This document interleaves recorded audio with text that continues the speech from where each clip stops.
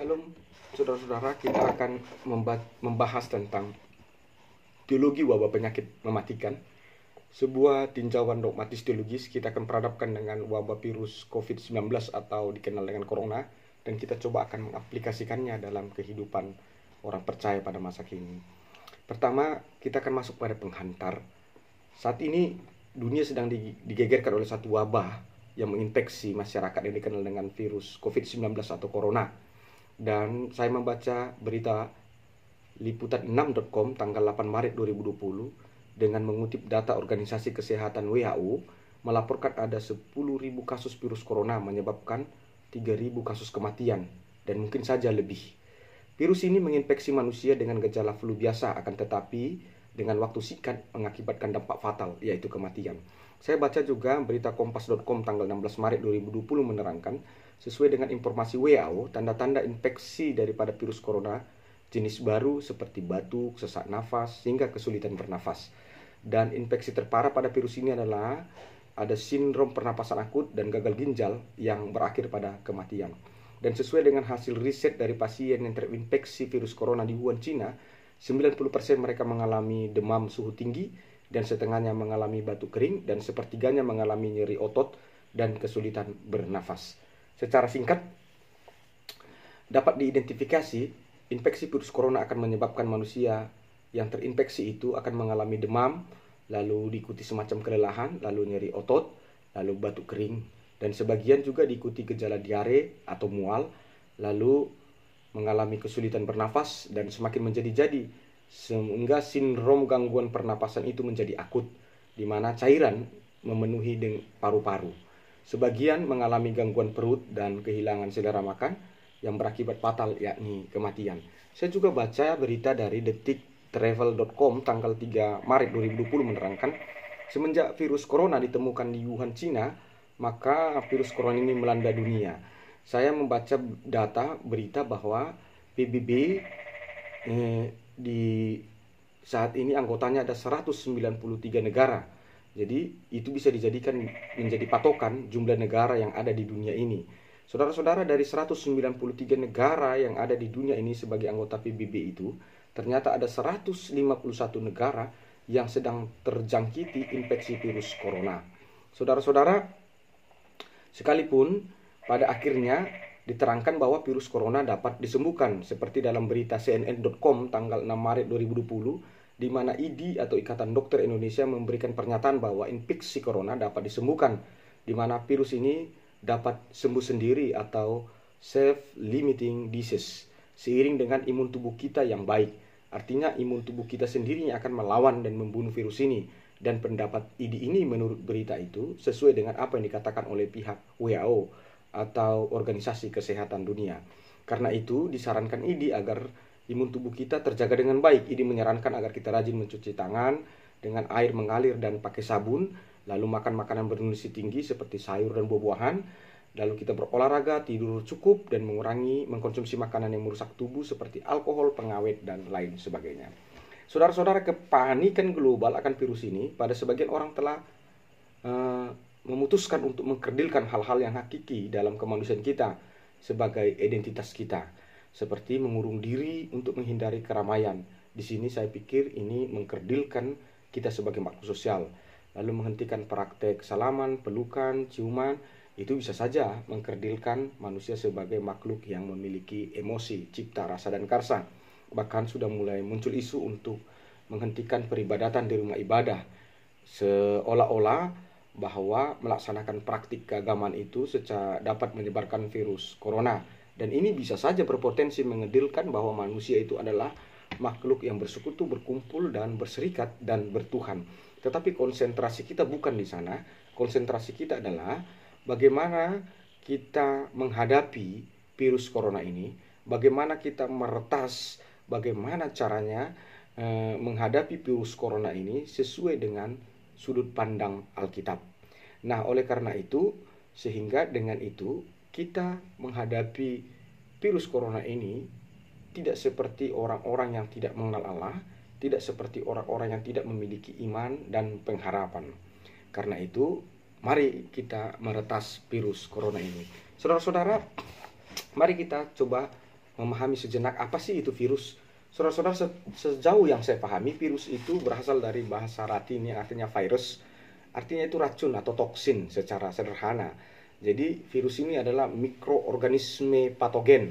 Artinya sebenarnya virus ini adalah makhluk hidup seperti kita. Hanya saja virus ini tidak memiliki metabolisme tubuh. Karena itu virus ini harus menumpang pada sel lain atau yang disebut inang. Dan dari sel inang inilah virus ini bereplikasi. Semua kehidupan dapat diinfeksi oleh virus seperti hewan, tumbuhan, bahkan bakteri dan archaea juga bisa diinfeksi oleh virus ini. Para ahli pendapat bahwa sejak zaman pra-Masehi virus sebenarnya sudah ada di dunia ini dan sudah menginfeksi. Dengan ditemukannya ada infeksi virus bernama poliomycetes dalam hieroglif di Memphis, Mesir kuno tahun 1400 sebelum Masehi. Dan tahun 1880 ditemukan fakta adanya mikroorganisme yang merupakan penyebab penyakit yang dikenal dengan teori germ teori. Penelitian tentang mikroorganisme terus berlanjut seiring mewabahnya penyakit yang menginfeksi pohon tembakau, di mana daun tembakau ini jadi bercak-bercak. Tahun 1883, ilmuwan Jerman bernama Adolf Meyer menyatakan bahwa mikroba adalah penyebab penyakit tersebut yang dia sebut sebagai bakteri. Tetapi ternyata ada lagi bakteri, ada yang lebih kecil lagi dari bakteri yang tidak bisa dilihat oleh mikroskop biasa. Lalu tahun 1892, seorang ilmuwan Rusia bernama Dmitri Ivansky, dia menemukan sebuah saring yang mampu mensaring bakteri yang lebih kecil tersebut. Dan bakteri itu disebutnya dengan patogen yang mengeluarkan toksin atau racun. Lalu tahun 1935, patogen ini berhasil dikristalkan oleh ilmuwan dari Amerika Serikat bernama Wendell Meredith, dan patogen yang lebih kecil dari bakteri ini disebut dengan nama virus. Lalu ilmuwan Jerman berhasil menemukan mikroskop elektron dan mampu melihat patogen yang lebih kecil ini atau yang virus ini, dan masih berlanjut tentang penelitian terhadap virus. Saudara-saudara, mari kita coba memahami sebenarnya apakah sebelum corona ini tidak ada virus-virus lain yang pernah terjadi di dunia ini. Jauh sebelum corona menggegerkan dunia kita saat ini, ternyata dunia juga pernah geger oleh wabah penyakit virus-virus lainnya yang juga berdampak kematian. Saudara-saudara, kita pasti ingat yang namanya virus Marburg. Jadi, dikatakan virus Marburg karena virus ini pertama ditemukan di Marburg, tepatnya di Jerman tahun 1867. Virus ini menyebabkan demam berdarah, lalu kejang-kejang, lalu pendarahan pada selaput lendir, lalu pada kulit dan organ-organ tubuh manusia, dan tingkat kematian yang disebabkan virus ini mencapai 90%. Lalu kita juga ingat namanya virus flu burung atau yang juga sering dikenal sebagai virus H5N1. Pada awalnya virus ini hanya bisa menginfeksi hewan, tapi lama-kelamaan virus ini bermutasi dan mampu menginfeksi manusia hingga berakibat pada kematian. Jadi gejala yang ditimbulkan virus ini seperti sakit perut, demam tinggi, sakit kepala, nyeri otot, gangguan pernapasan, pendarahan pada gusi dan hidung, lalu ada nyeri di dada. Virus ini menggegerkan dunia pertama sekali ketika menginfeksi negara Hong Kong tahun 1997 dan tahun 2003, dan penyebarannya juga sempat mengglobal. Lalu kita juga ingat yang namanya virus babi. Virus ini sudah dikenal sebenarnya tahun 1976, tetapi virus ini menggegerkan dunia pada tahun 2007 ketika virus ini menjangkiti beberapa warga di Filipina, dan tahun 2009 virus ini mewabah di Amerika Serikat. Virus ini menimbulkan gejala demam, batuk, sakit kerongkongan, sakit kepala, lalu panas dingin, lemah lesu, bahkan ada yang susah buang air besar, muntah-muntah hingga pada kematian. Lalu kita juga ingat yang namanya adalah virus cacar monyet. Penyakit ini pertama mewabah di daerah Kongo dan di negara Nigeria, kalau saya tidak salah tahun 1970, tetapi tahun 2019 penyakit ini juga pernah mewabah di negara Singapura. Virus ini memberikan gejala yang mirip dengan gejala cacar seperti bintil-bintil berair, lalu bernanah, lalu menimbulkan benjolan di leher, di ketiak atau selangkangan akibat pembengkakan getah bening dan berakhir pada kematian. Lalu juga masih segar di ingatan kita yang namanya virus SARS. Virus ini pertama muncul di Timur Tengah, lalu mewabah di Guangdong, Cina. Lalu virus ini juga mewabah ke negara-negara lain, bahkan sampai ke 30 negara lainnya. Dan WHO mencatat bahwa di dunia ini ada 8.069 kasus SARS yang berserak di penjuru dunia, dan dari 8.069 kasus itu kematian terjadi sebanyak 775 orang di tahun 2003. Jadi gejala SARS ini demam, batuk kering, sakit kepala, nyeri otot, dan kesulitan bernafas, mirip dengan gejala influenza. Lalu kita juga ingat dengan namanya virus Ebola. Sebenarnya virus ini sudah dikenal tahun 1976 di Sudan, di daerah negara Kongo. Sebab virus ini ditemukan di sebuah desa dekat sungai yang bernama Ebola di Kongo. Karena itu nama virus ini disebut virus Ebola. Dan dunia digemparkan kembali oleh virus ini tahun 2014 sampai 2016. Sebab virus ini mencatat ada 3.000 kasus terinfeksi dan menyebabkan kematian hingga 70% dari 3.000 kasus tersebut. Virus ini menyebabkan gejala demam mendadak, keletihan, nyeri otot, sakit kepala, sakit tenggorokan, diare, ruam, muntah, kerusakan ginjal dan liver, dan berakhir pada kematian. Dan masih juga segar diingatan kita tentang satu virus, yang virus ini juga belum didapatkan obatnya atau vaksinnya, yaitu virus HIV. HIV adalah virus yang menyerang imun tubuh manusia, di mana virus ini menyebabkan tubuh manusia makin melemah karena virus ini membunuh sel darah putih, dan sampai hari ini belum ada vaksinnya atau obat daripada virus ini untuk dilawan. Disinyalir asal muasal virus ini pertama terjadi di Kinshasa di Kongo tahun 1920. Para ahli HIV berpendapat bahwa virus HIV menginfeksi manusia karena mengkonsumsi binatang primata seperti simpanse. Lalu tahun 1960 virus ini mulai menginfeksi negara-negara lain, dan 1970 menginfeksi Amerika Serikat. Penularan virus ini menurut para ahli sebagian besar terjadi karena hubungan seks, lalu karena keringat, transfusi darah, melalui pertukaran lendir, dan lain-lain. Saudara-saudara, mari kita untuk mengenal secara sederhana bagaimana sejarah virus corona menurut para ahli. Para ahli menerangkan sebenarnya virus corona sudah dikenal tahun 1960, akan tetapi virus ini diidentifikasi hanya sebagai penyebab flu atau influenza biasa. Akan tetapi virus ini ternyata mengalami mutasi. Para ahli berpendapat tahun 2012 ada virus yang menyerang pernapasan manusia yang berpotensi mematikan, yang nama virus itu adalah SARS. Dan para ahli juga berpendapat bahwa bentuk virus SARS ini adalah bentuk baru daripada virus MERS. Karena itulah bahwa diidentifikasi ternyata virus corona ini adalah virus yang sama dari SARS itu dan dari MERS itu, hanya saja terus mengalami mutasi. Saudara-saudara, karena itu bisa dikatakan bahwa virus corona ini adalah bukan virus yang stabil, tapi dia adalah virus yang mampu beradaptasi dan bermutasi lebih ganas dan lebih mematikan. Dan tahun 2019 sampai 2020 lalu dunia kita dikejutkan dengan wabah yang kita kenal sekarang namanya adalah virus COVID-19 atau corona, yang para ahli sebenarnya itu adalah virus yang sama daripada SARS dan MERS, hanya saja mengalami mutasi. Dari penelitian para ahli, ada 4 jenis virus corona ini. Pertama adalah alpha coronavirus, kedua beta coronavirus, 3 gamma coronavirus, dan 4 delta coronavirus. Dan menurut para ahli, jenis alpha dan beta coronavirus yang bisa menginfeksi manusia, sementara jenis gamma dan delta coronavirus hanya bisa menginfeksi hewan dan tumbuh-tumbuhan. Saudara-saudara, lalu kita akan melihat bagaimana kontroversi pendapat mengenai virus corona ini. Saudara-saudara, kita akan coba lihat kontroversi pendapat mengenai virus corona secara umum. Secara umum, virus corona ini diklaim musababnya karena mengkonsumsi satwa liar seperti tikus, kelelawar, curut, karnivora, dan primata. Sekalipun pendapat umum ini belum bisa dibuktikan secara medis kebenarannya. Sebab hasil penelitian ternyata SARS itu juga ditularkan katanya melalui konsumsi kelelawar, dan MERS katanya ditularkan melalui konsumsi unta.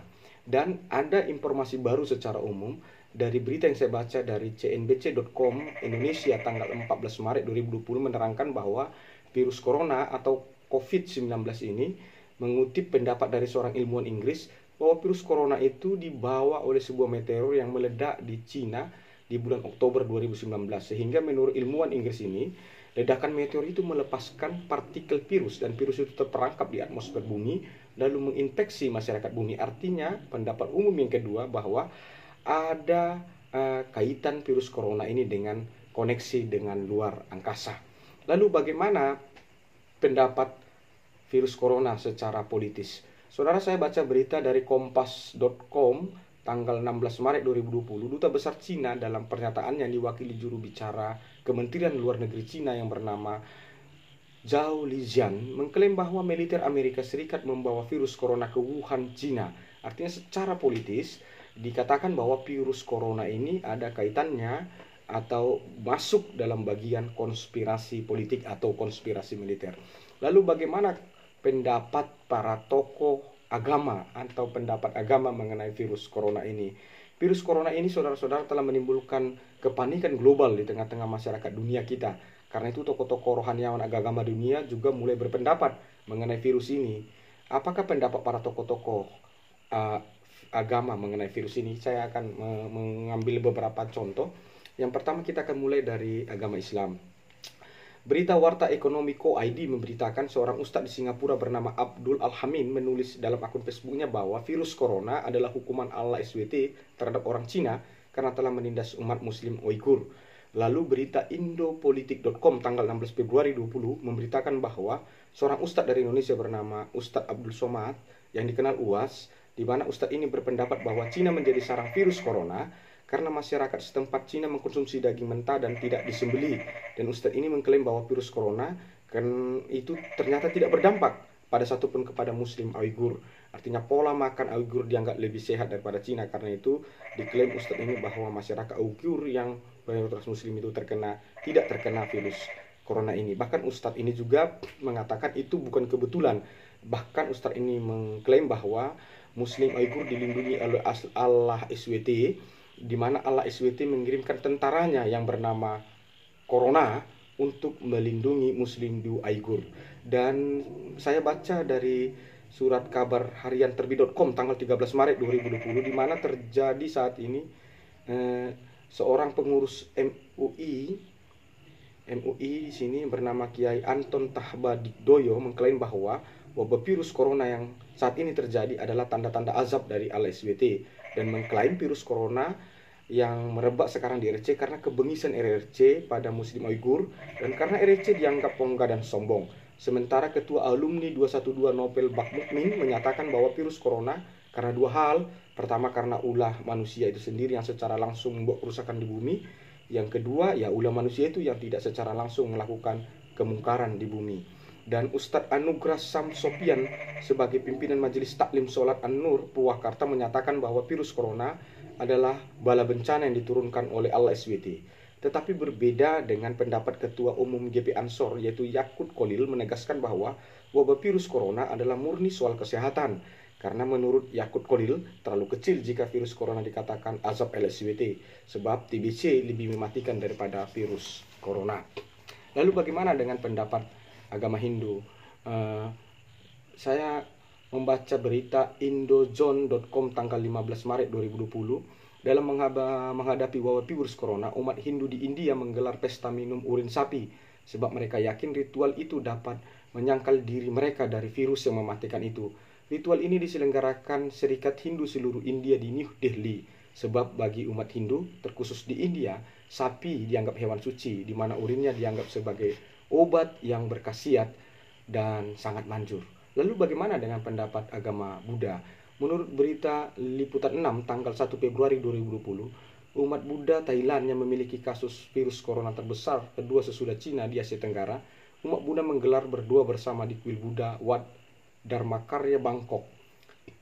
Berita IDN Times tanggal 2 Februari 2020 memberitakan juga bahwa anggota perwakilan umat Buddha Indonesia atau disebut Walubi di Sulawesi Selatan menyelenggarakan dua bersama dalam perayaan Imlek di Klenteng Sian Makassar. Dan umat Buddha memandang virus corona ini sebagai musibah dan menyatakan bahwa umat Buddha siap menyalurkan bantuan jika diperlukan. Lalu apa kata Alkitab tentang virus corona? Saudara-saudara, secara redaksi Alkitab, sebenarnya Alkitab tidak mengenal istilah virus. Akan tetapi dalam rekaman Alkitab dikenal istilah wabah atau sakit penyakit yang berdampak pada kematian secara komunal, masif, dan global yang menyerang hewan, tumbuhan, dan manusia. Akan tetapi Alkitab mencatat bahwa sejak manusia jatuh ke dalam dosa, manusia telah mengenal sakit penyakit.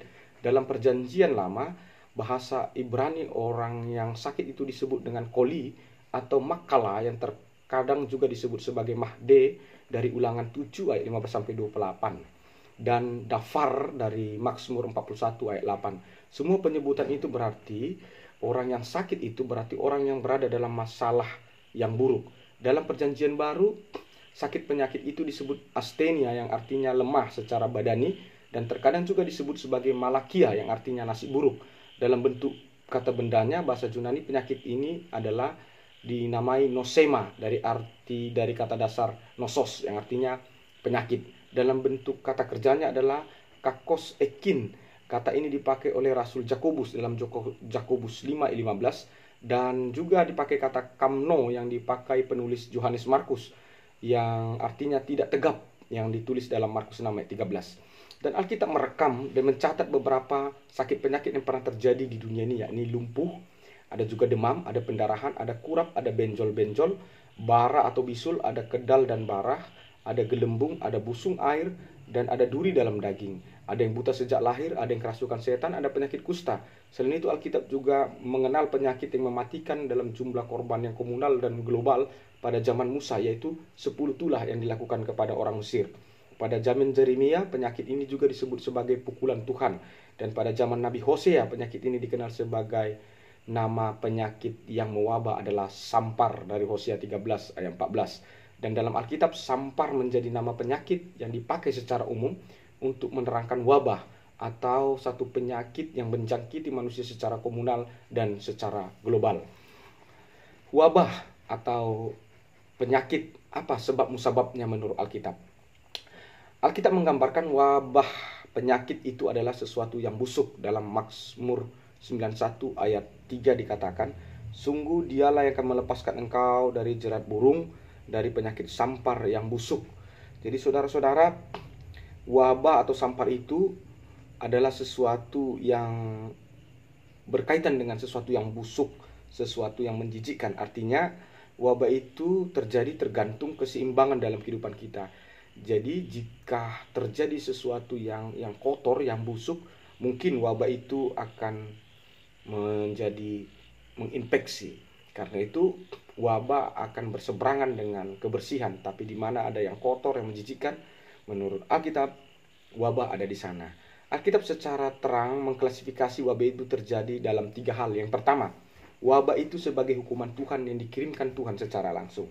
Wabah atau penyakit yang berdampak kematian secara komunal dan global, dalam Alkitab hal itu tampak nyata pada zaman Musa, ketika melepaskan umat Israel dari perbudakan Mesir atas perbudakan mereka yang tidak manusiawi.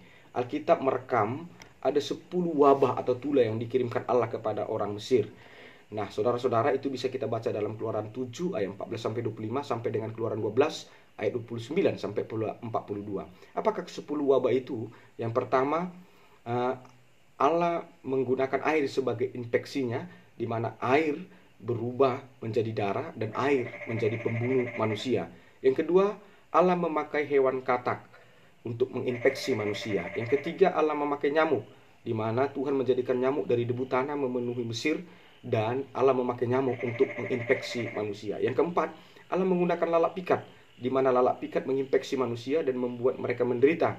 Akan tetapi umat Israel yang dikhususkan tinggal di Gosen, maka daerah Gosen tidak terkena wabah lalat pikat. Yang kelima, penyakit sampar pada ternak. Seluruh ternak orang Mesir diinfeksi penyakit ini, tetapi ternak umat Allah tidak ada yang mati. Yang keenam, penyakit bara. Wabah ini dijadikan Tuhan melalui jelaga peleburan dapur yang dihamburkan ke udara. Penyakit ini menginfeksi manusia dan binatang, di mana tubuh manusia dan binatang memiliki gelembung. 7. Tuhan menjadikan wabah melalui cuaca ekstrim, yaitu hujan es. Cara mendatangkan hujan es ini, di mana Musa mengulurkan tongkatnya ke langit hingga menimbulkan guru api, menyambar ke bumi dan menyebabkan turunnya hujan es. Dan Alkitab mencatat hujan es ini sangat dahsyat, sehingga setiap ditimpa hujan es ini, baik manusia, binatang, dan tumbuhan akan mati. Yang ke-8 adalah wabah belalang. Musa mengulurkan tangannya ke Mesir, lalu berhembuslah angin timur sehari semalam, dan angin timur itu yang membawa jutaan belalang. Maka jutaan belalang ini memenuhi Mesir dan memakan habis segala tumbuhan di Mesir. Yang ke-9, wabah berikutnya adalah cuaca ekstrim, di mana terjadi gelap gulita di Mesir, di mana Musa mengulurkan tangannya ke langit, maka bumi diliputi gelap gulita, sehingga manusia tidak bisa lagi melihat selama 3 hari 3 malam. Dan itulah yang ke-10, wabah anak sulung mati, di mana Alkitab menerangkan wabah itu diibaratkan dari Tuhan yang datang di tengah malam berjalan di tanah Mesir. Dan setiap rumah yang tidak memiliki tanda darah anak domba di palang pintunya, maka anak sulungnya akan mati, termasuk juga anak sulung binatang. Tetapi Alkitab mencatat bahwa wabah atau tulah ini berhenti dikarenakan beberapa hal. Pertama, wabah itu akan berhenti jika umat Tuhan dilepaskan dan dibiarkan beribadah kepada Tuhan Allahnya. 2, wabah itu dilakukan Tuhan dan tulah itu terjadi untuk menjadi pembeda mana umat Tuhan dan mana umat duniawi yang keras hati. Yang ketiga, wabah itu dilakukan Tuhan atau dikirimkan Tuhan untuk memperlihatkan kekuatan, kemuliaan, dan kemasyhuran namanya. Saudara-saudara, wabah juga terjadi di tengah-tengah umat Tuhan, bukan hanya bagi Mesir saja. Alkitab mencatat ketika bangsa itu Israel keluar dari perbudakan di Mesir, ketika mereka di tengah-tengah perjalanan menuju tanah Kanaan, pada waktu itu Miriam dan Harun mengata-ngatai atau memfitnah Musa dengan seorang perempuan Kus, yakni perempuan yang tidak bersunat yang menjadi pelayannya. Maka Tuhan menyuruh Maryam, Harun, dan Musa keluar menghadap kemah pertemuan. Maka di kemah pertemuan Tuhan mewabahi Miriam dan Harun dengan penyakit kusta, hingga akhirnya Miriam dan Harun mengaku dosa dan Musa berdoa kepada Allah dan mereka sembuh dari wabah itu. Dicatat dalam Bilangan 12 ayat 1-16. Sejak itulah mengapa dalam budaya orang Israel sampai sekarang bahwa penyakit kusta dipahami sebagai penyakit kutukan. Artinya wabah atau penyakit ini terjadi ketika merajalelanya hoax, ujaran kebencian, dan wabah itu tidak tebang pilih. Ia menyerang atau menginfeksi yang salah. Sekalipun Maryam dan Harun adalah nabi Allah juga, tetapi wabah ini berhenti seiring dengan pengakuan dosa atau pertobatan. Saudara-saudara, pada zaman Daud juga ketika terjadi juga wabah, ketika tabut perjanjian Allah dipindahkan dari Yehuda ke Yerusalem, dalam proses pemindahan itu mereka menggunakan kereta yang baru dari rumah seorang pria bernama Abinadab. Lalu Uza dan Ayo, anak-anaknya Abinadab ini, ikut mengantarkan kereta itu. Uza berjalan di samping tabut perjanjian Tuhan, sedangkan Ayo berjalan di depan tabut perjanjian Tuhan. Dan Daud beserta segenap Israel menari-nari di hadapan Tuhan dengan diiringi kecapi, gambu, serbana, kelentung, cerecap. Dan ketika kereta itu sampai di depan rumah Sinahkon, Uzia mengulurkan tangannya menjamah tabut perjanjian Tuhan itu. Maka bangkitlah murka Tuhan, di mana Allah membunuh Uza karena sikap tidak sopannya, diakibatkan keteledorannya, dan Uza mati seketika. Dicatat dalam 2 Samuel 6 sampai ayat 1-7. Tidak diketahui dengan cara apa Tuhan membunuh Uza, akan tetapi Uza mati dengan cara yang tidak terduga dan sangat amat mendadak. Dan hal itu sama saja dengan kematian disebabkan oleh wabah penyakit ganas. Besar kemungkinan Uza dibunuh Tuhan dengan wabah penyakit yang ganas. Dan wabah itu terjadi ketika kehadiran Tuhan Allah dikotori dan diperlakukan dengan sembarangan. Nah, jadi polanya jelas. Jika wabah atau penyakit yang mematikan itu adalah khusus yang dikirimkan Tuhan untuk mempertontonkan kuasanya, maka polanya adalah penyakit atau wabah itu tidak tebang pilih. Ia akan menyerang siapa saja orang yang bersalah. Entah ia tidak umat Tuhan atau ia umat Tuhan. Entah ia seorang nabi atau ia tidak seorang nabi.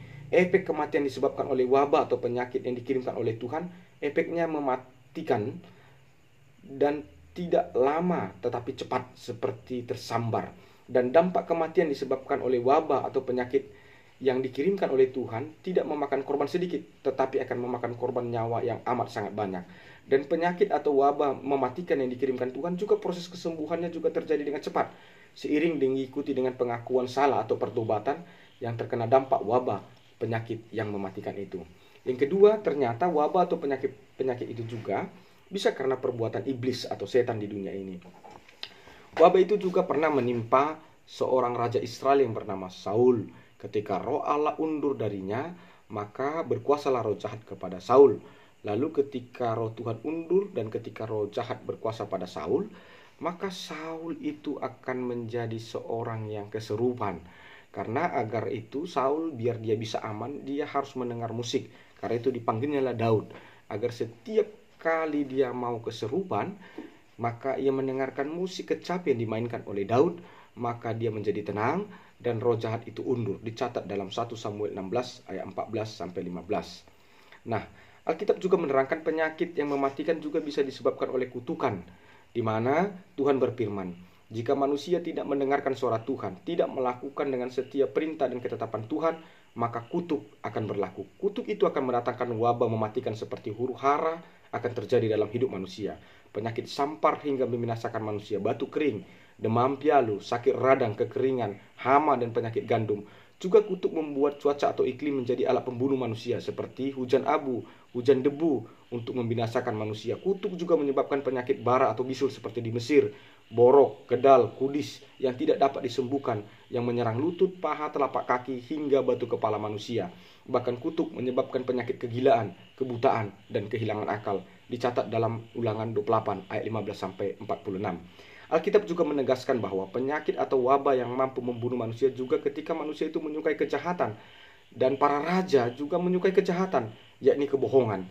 Ketika perzinahan merajalela, pesta pora, dan ketika manusia bersekutu dengan para pencemooh, maka wabah akan terjadi di tempat itu. Dicatat dalam Hosea 7 ayat 3 sampai 5. Semua perilaku setan atau perilaku dosa itu juga adalah pemicu akan hadirnya penyakit atau wabah yang mematikan dunia itu. Selain itu, setan atau iblis juga mampu menebarkan penyakit atau wabah kegilaan pada manusia. Seperti seorang anak yang diserang roh jahat, maka ia akan berteriak-teriak, menggoncang-goncangkan tubuhnya, lalu mulutnya berbusa, dan roh jahat itu akan menyiksanya dan tidak akan melepaskannya. Hingga Yesus mengusir roh jahat itu dari anak itu dan menyembuhkan anak itu dan mengembalikan kepada orang tuanya. Dicatat dalam Lukas 9 ayat 37 sampai 43. Jadi terang benderang bagi kita, wabah atau penyakit yang mematikan juga bisa karena pekerjaan iblis yang terjadi dalam hidup manusia dalam berupa penyakit organisme pada tubuh manusia, di mana ketika hidup manusia itu terkutuk, segala macam penyakit mematikan yang tidak dapat disembuhkan akan bersarang pada tubuhnya, dan penyakit kegilaan, kesurupan, dan berujung pada kematian.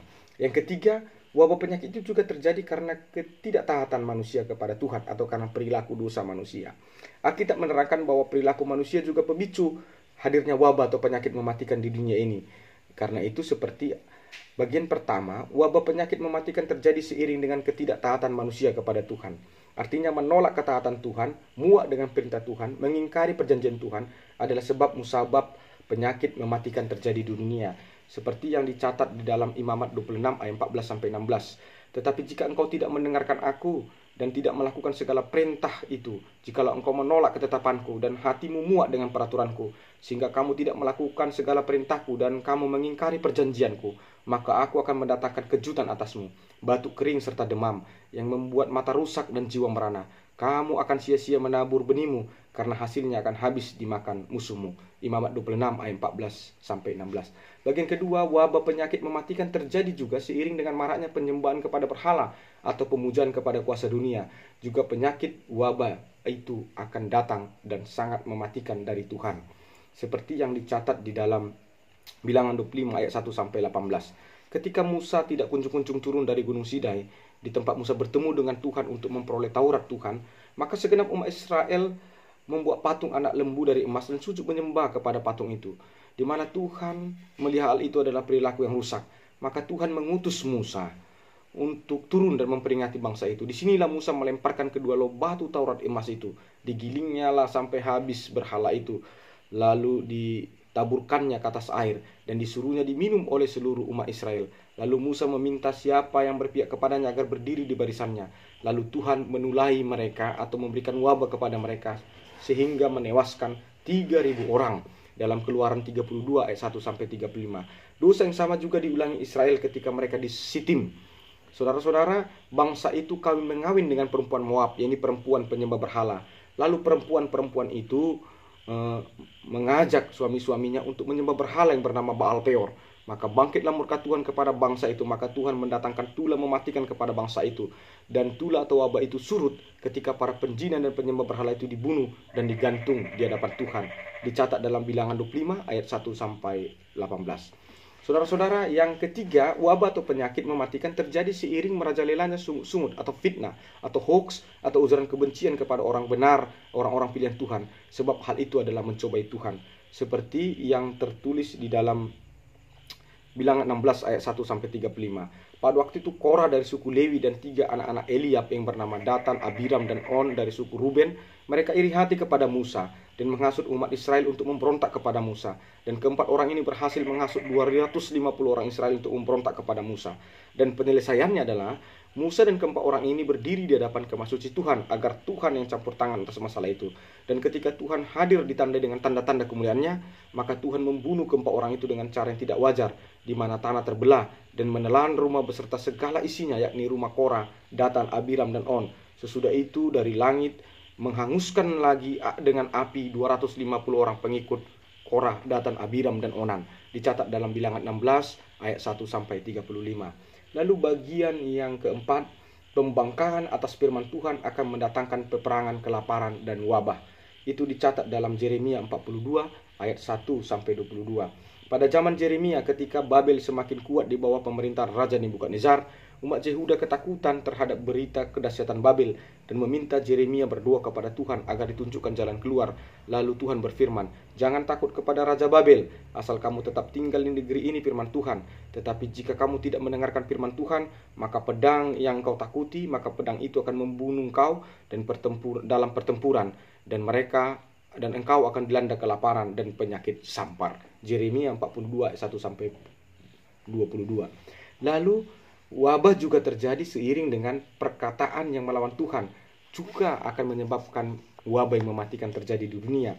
Dicatat dalam Bilangan 21 ayat 4 sampai 9. Alkitab menerangkan ketika umat Israel berangkat dari Gunung Hor hendak menuju Edom, mereka tidak dapat menahan diri untuk berkata-kata melawan Allah dan hambanya Musa.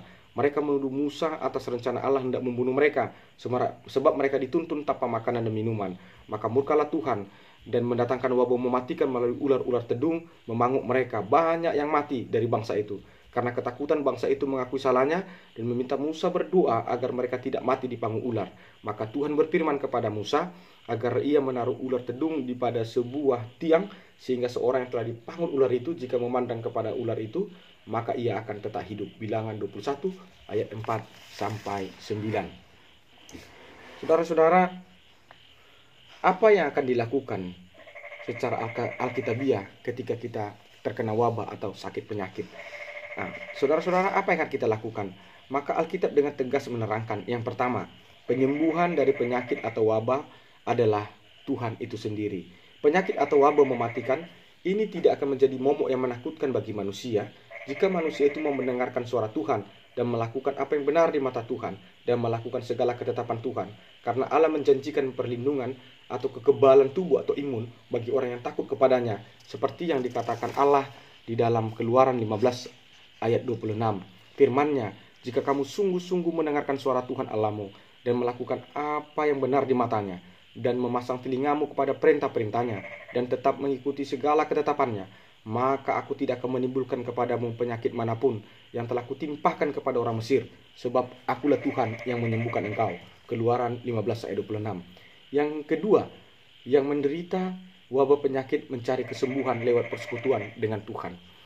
Berbicara sembuh dari penyakit, maka hal itu akan mengingat kita tentang suatu kisah dalam Perjanjian Lama, yakni Raja Yehuda yang bernama Hizkia. Dan oleh sakit yang hampir mati raja itu karena penyakitnya. Lalu Tuhan mengutus Nabi Yesaya kepada raja itu untuk menyampaikan pesan Tuhan kepada raja itu. Yesaya berkata kepada Hizkia, "Beginilah firman Tuhan, engkau akan mati dan tidak akan sembuh lagi."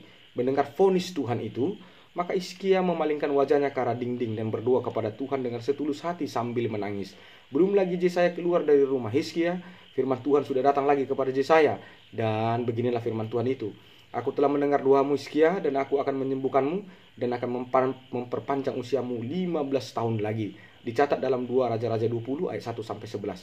Jadi jelas dan terang sekali bagi kita kesembuhan dari penyakit mematikan dan panjang umur. Hal itu kita dapat dari doa kita, dari persekutuan kita dengan Tuhan dengan sepenuh hati.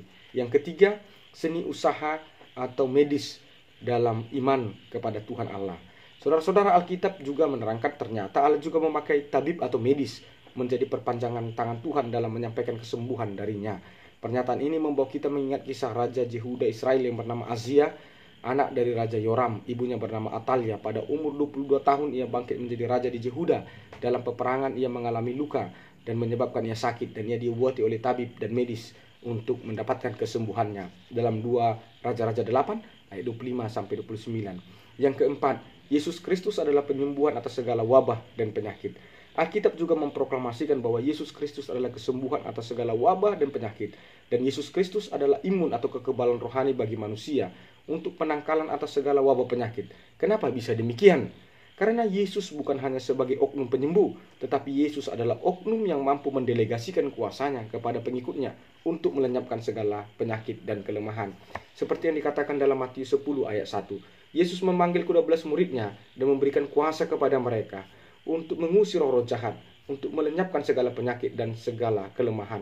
Lalu seperti yang diterangkan dalam Markus 16 ayat 17-18. Tanda-tanda ini akan menyertai orang-orang yang percaya. Mereka akan mengusir setan-setan demi namaku. Mereka akan berbicara dalam bahasa-bahasa yang baru bagi mereka. Mereka akan memegang ular dan sekalipun mereka minum racun maut, mereka tidak akan mendapat celaka.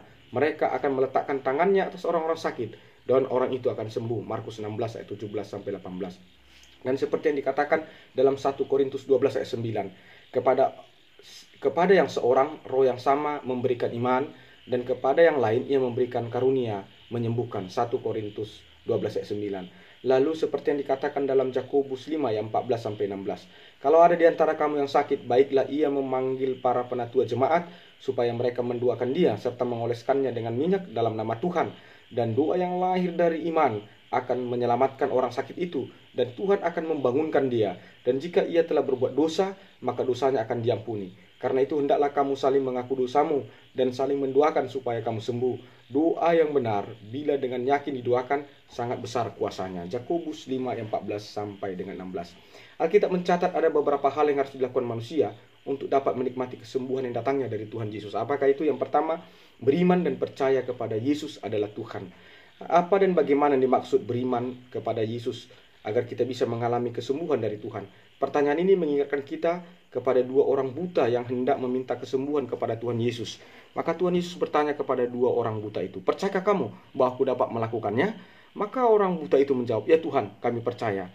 Maka kata Yesus, "Jadilah kepadamu menurut imanmu," dan mereka sembuh. Dalam Matius 9 ayat 28-29.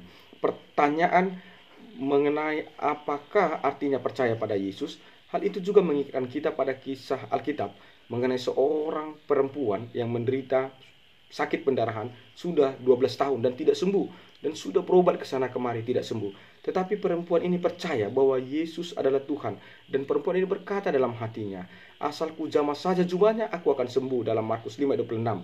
Maka ketika perempuan itu menjamah jubah Yesus, seketika perempuan itu sembuh dari sakitnya. Karena itulah Yesus berkata kepada perempuan itu, "Hai anakku, imanmu telah menyelamatkanmu. Pergilah dengan selamat dan sembuhlah dari penyakitmu." Markus 5 ayat 34.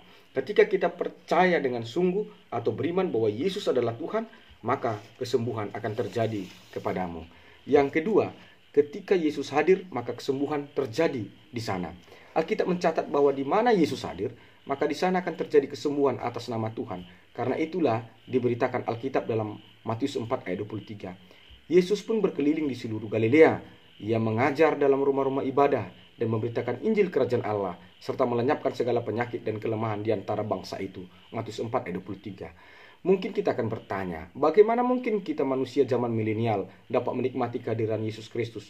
Bukankah Yesus Kristus sudah naik ke sorga dan tidak ada dan diam di dunia ini lagi? Pada zaman milenial, kita tidak lagi menikmati kehadiran Yesus Kristus secara lahiriah, tetapi kita menikmatinya secara rohani atau secara spiritualitas, di mana melalui ibadah atau persekutuan memuji Tuhan dalam nama Yesus, maka di sanalah kita menikmati kehadiran Tuhan Yesus. Sebab itu Alkitab berkata, "Sebab di mana 2-3 orang berkumpul dalam namaku, di situ aku ada di tengah-tengah kamu." Dalam Matius 18 ayat 20. Yang ketiga, Yesus meletakkan atau mengulurkan tangannya kepada orang-orang sakit itu dan sembuh. Penyembuhan dari yang sakit melalui sentuhan atau jamahan tangan Tuhan Yesus mengingatkan kita ketika seorang penyakit kusta yang datang kepada Yesus lalu sujud menyembahnya dan berkata, "Tuhan, jika kau mau, Tuhan dapat mentahirkan aku." Lalu Yesus mengulurkan tangannya dan menjamah orang itu dan berkata, "Aku mau, jadilah engkau tahir." Maka tahirlah orang itu daripada sakit kustanya. Matius 8 ayat 2-3. Dan itu juga mengingatkan kita ketika Yesus menyembuhkan seorang perempuan di sinagog pada hari Sabat yang dirasuki setan sudah selama 13 tahun hingga menyebabkan badannya bungkuk tidak bisa lurus. Di mana ketika Yesus melihat perempuan itu, ia memanggil perempuan itu berkata, "Hai ibu, penyakitmu telah sembuh. Lalu Yesus meletakkan tangannya atas perempuan itu, dan seketika itu juga berdirilah perempuan itu, dan dia memuliakan Allah. Tertulis dalam Lukas 13 ayat 12-13. Saat ini, pada zaman milenial ini, kita tidak dapat merasakan sentuhan Yesus dalam arti lahiriah. Akan tetapi sentuhan Yesus Kristus kita alami pada zaman ini melalui hambanya dan melalui rohnya, atau yang kita kenal dengan Roh Kudus. Yang bagian yang keempat, kesembuhan terjadi dengan perkataan Tuhan Yesus. Saudara-saudara, di mana ada firman Tuhan, maka di sana ada Tuhan Allah. Dan di mana ada Tuhan Allah, maka di sana akan ada kesembuhan. Seperti yang dikatakan Alkitab. En arche en hologos kai, hologos en pros tonteo, kai theos he hologos. In the beginning was the Word, and the Word was with God, and the Word was God. Pada mulanya adalah firman, dan firman itu bersama-sama dengan Allah, dan firman itu adalah Allah. Yohanes 1 ayat 1. Bagaimana Tuhan Yesus menyembuhkan manusia dengan perkataan atau sabdanya? Hal itu mengingatkan kita kepada kisah Alkitab. Ketika seorang perwira non-Yahudi datang meminta kesembuhan kepada Yesus atas seorang hambanya yang lumpuh, kata perwira ini, katakan saja sepatah kata, maka hambaku ini pasti akan sembuh. Maka kata Yesus, sesungguhnya iman sebesar ini tidak pernah kujumpai pada seorang pun di antara orang Israel. Matius 8 ayat 5-10. Dan hari ini segala perkataan Tuhan itu direkam dan dicatat dalam Alkitab. Oleh karena itu, di mana Alkitab dibaca, direnungkan, dihayati dan diimani, maka di sanalah terjadi kesembuhan. Saudara-saudara, kita akan masuk bagaimana teologi wabah atau penyakit dalam kacamata iman Kristen, dan bagaimana kita merefleksikannya. Bagaimana kita memandang secara teologis mengenai eksistensi wabah atau penyakit mematikan dalam sepanjang sejarah dunia ini menurut Alkitab. Secara teologi, wabah atau penyakit mematikan bukan hanya dikenal pada zaman ini saja, tetapi sejak zaman sebelum Masehi, di dalam Alkitab, dunia ini telah mengenal dan merasakan kengerian wabah atau penyakit yang mematikan itu. Karena itu di mata Alkitab, wabah atau penyakit mematikan itu bukan sesuatu yang luar biasa, tetapi sesuatu yang wajar, sesuatu yang normal, sesuatu yang harus terjadi di dunia ini secara global dan masif. Mengapa bisa demikian? Karena Alkitab mencatat bahwa Allah menyediakan perlindungan bagi umatnya yang percaya atas segala wabah atau penyakit yang mematikan itu. Dan sekaligus Alkitab mencatat Allah memang sudah merancang naskah bahwa masa depan dunia ini adalah akhir zaman. Dan wabah atau penyakit mematikan itu hanya salah satu dari beberapa tanda-tanda akhir zaman. Dan itu pun hanya baru permulaan akhir zaman saja. Lalu apa kata Yesus tentang akhir zaman? Dikatakan di dalam Lukas 21 ayat 7-19. Waspadalah, kata Tuhan Yesus, jangan kamu disesatkan, sebab banyak orang yang akan datang dengan memakai namaku dan berkata, akulah dia, dan saatnya sudah dekat. Jangan kamu mengikuti mereka, dan apabila kamu mendengar tentang perang dan pemberontakan, jangan kamu terkejut, sebab semuanya itu harus terjadi dahulu, tetapi tidak berarti kesudahannya akan datang segera. Bangsa akan bangkit melawan bangsa, kerajaan akan melawan kerajaan, dan akan terjadi gempa bumi yang dahsyat di berbagai tempat. Akan ada penyakit sampar, dan akan ada kelaparan, dan akan ada tanda-tanda dahsyat dari langit. Tetapi sebelum semuanya itu, kamu akan ditangkap dan dianiaya, diserahkan ke rumah-rumah ibadat dan penjara-penjara. Kamu akan dihadapkan kepada raja-raja dan penguasa-penguasa oleh karena namaku. Hal itu akan menjadi kesempatan bagimu untuk bersaksi. Sebab tetaplah di dalam hatimu, dan janganlah kamu memikirkan dahulu mengenai pembelaanmu. Sebab aku sendiri akan memberitakan kepadamu kata-kata hikmat, sehingga kamu tidak dapat ditentang atau dibantah oleh lawan-lawanmu. Dan kamu akan diserahkan oleh orang tuamu, saudaramu, kaum keluargamu, dan sahabat-sahabatmu. Dan beberapa orang di antara kamu akan dibunuh. Dan kamu akan dibenci semua orang karena namaku. Tetapi tidak sehelai pun dari rambut kepalamu akan hilang. Kalau kamu tetap bertahan, kamu akan memperoleh hidupmu. Lukas 21 ayat 7-19. Lalu bolehkah kita orang percaya berkata bahwa wabah atau penyakit mematikan seperti virus corona ini adalah dari Tuhan, atau karena dari iblis, atau karena dosa-dosa manusia? Maka jawabannya adalah virus corona atau wabah mematikan, persoalan sesungguhnya bukan ini karena siapa, tetapi persoalan sesungguhnya ini memang harus terjadi untuk menggenapi kehendak Tuhan tentang masa depan dunia ini, yakni akhir zaman. Tentu Tuhan Sang Khalik berkuasa memakai apa saja untuk menggenapi ketentuannya itu atas dunia ini. Tuhan bisa pakai kuasanya, dia bisa pakai iblis ciptaannya, dia bisa pakai manusia ciptaannya, dia bisa pakai apa saja. Jadi bukan apa penyebab dari virus ini, bukan, tapi memang virus ini harus terjadi karena itu kehendak Tuhan. Tentu Tuhan Sang Khalik itu berkuasa. Jadi menurut Alkitab, wabah atau penyakit mematikan seperti jenis virus corona ini bukan azab Allah, untuk membela agama tertentu, untuk meninggikan suku bangsa tertentu yang mayoritas memeluk agama tertentu. Dan virus corona sebagai wabah yang mematikan, ini persoalannya bukan karena makanan-makanan tertentu yang bagi sebagian orang haram atau bertentangan dengan agamanya. Karena bagaimanapun jenis makanan orang, wabah penyakit memang harus terjadi di dunia ini. Sebab itu sudah ditetapkan Allah sebagai kehendaknya untuk menuju akhir zaman. Belajar dari rekaman Alkitab bagaimana kehadiran wabah atau penyakit mematikan yang mewarnai gerak perjalanan dunia, wabah itu akan berhenti dengan sendirinya sesuai dengan waktunya Tuhan. Dan memang wabah itu pasti akan memakan korban, seperti wabah-wabah sebelumnya yang telah diceritakan Alkitab. Tetapi bukan untuk memusnahkan manusia secara massal. Karena itulah ada banyak wabah atau penyakit mematikan yang belum dapat ditemukan obatnya atau vaksinnya, tetapi wabah itu berhenti dengan sendirinya, sebab memang wabah itu hanya diizinkan sebagai permulaan saja. Mari kita lihat dari apa yang dikatakan Tuhan Yesus itu mengenai tanda-tanda akhir zaman. Kita akan coba mempolakannya. Ada 6 rangkuman dari itu. Yang pertama, tanda-tanda akhir zaman itu akan ada yang memakai nama Tuhan Yesus dengan cara yang sesat. Yang kedua, akan ada pemberontakan perang antara bangsa lawan bangsa, kerajaan lawan kerajaan. Akan ada gempa bumi di berbagai tempat. Lalu yang keempat, akan ada penyakit, wabah atau sampar atau virus yang sekarang sedang lagi marak-maraknya. Yang kelima, kelaparan. Yang enam, penganiayaan atas pengikut Yesus. Keenam pola ini akan terjadi dan harus terjadi. Yang terpenting bagi kita sesuai arahan Alkitab adalah bagaimana cara menghadapinya.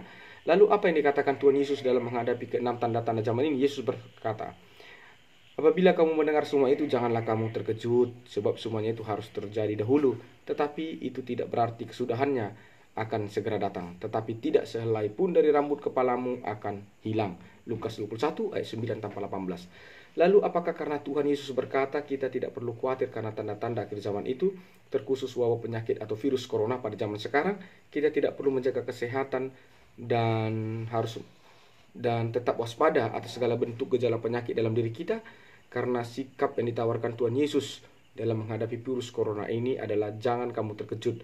Dalam bahasa Yunani-nya dipakai kata peteo atau peteo-tete yang artinya ketakutan, salah tingkah, gegabah, panik. Artinya jangan gegabah iman karena wabah penyakit corona ini, seolah-olah wabah penyakit ini lebih berkuasa dari Tuhan kita.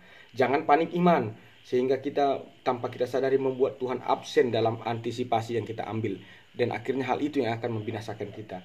Jangan karena wabah penyakit corona ini kita bertindak seperti orang yang tidak bertuhan dan tidak memiliki pengharapan.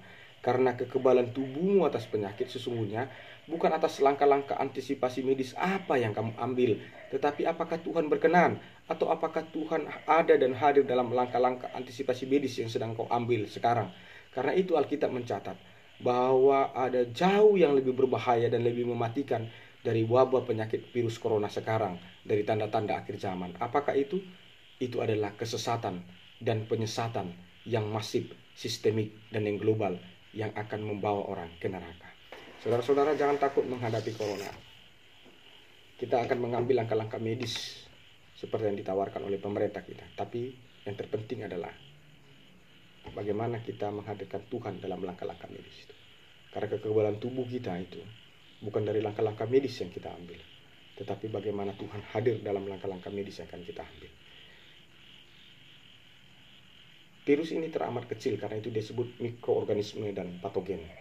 Dan penularannya itu di luar dari kemampuan kasat mata kita. Kalaupun kita hanya bisa mencegah, tapi bukan berarti kita bisa lolos. Karena dia di luar dari kemampuan indera kita. Tapi kita punya Tuhan yang berjanji kepada kita.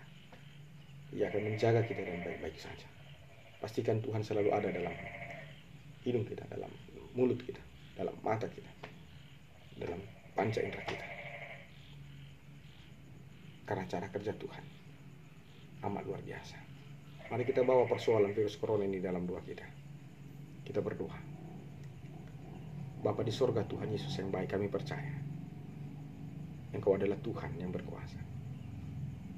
Kami percaya bahwa virus yang mengeluarkan toksin atau racun itu adalah ciptaan. Hari ini kami berdoa untuk seluruh masyarakat dunia ini. Kami tahu Tuhan bahwa dunia ini akan mencapai kesudahannya. Tetapi Engkau yang berkata agar kami jangan terkejut dan panik. Karena itu bantu kami melalui kesembuhan-Mu, melalui penyertaan-Mu agar kami tidak panik. agar kami tidak terkejut dengan penyakit ini. Agar kami tidak melihat bahwa penyakit ini dahsyat, tapi yang kami lihat adalah Engkau dahsyat. Engkau dahsyat untuk menolong kami, untuk melepaskan kami dan menyembuhkan kami. Kami berdoa untuk setiap orang yang terinfeksi penyakit corona ini di seluruh penjuru dunia di dalam nama Yesus. Biarlah Tuhan memberikan kesembuhan kepadanya. Kami berdoa juga untuk setiap orang yang telah meninggal dunia karena virus corona ini. Kami berdoa untuk keluarga-keluarga yang telah ditinggalkan agar Tuhan memberikan ketabahan kepada mereka. Kami berdoa untuk setiap pemerintahan yang sedang berjuang melawan virus corona ini. Biarlah mereka berjuang dan melakukan langkah-langkahnya bukan hanya mengandalkan pikirannya, bukan hanya mengandalkan kekuatan perhitungan medisnya, tapi ia juga mengandalkan Engkau.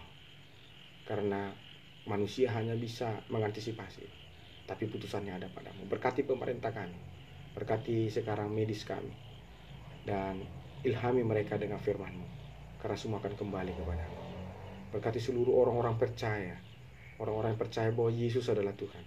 Berkati mereka agar mereka bisa Kau pakai menjadi healing di tengah-tengah komunitas dunia ini, menjadi penyembuh, karena Engkau adalah Bapa kami yang mendelegasikan kuasa itu agar kami menjadi penyembuh di tengah-tengah dunia ini. Terima kasih Tuhan, terima kasih.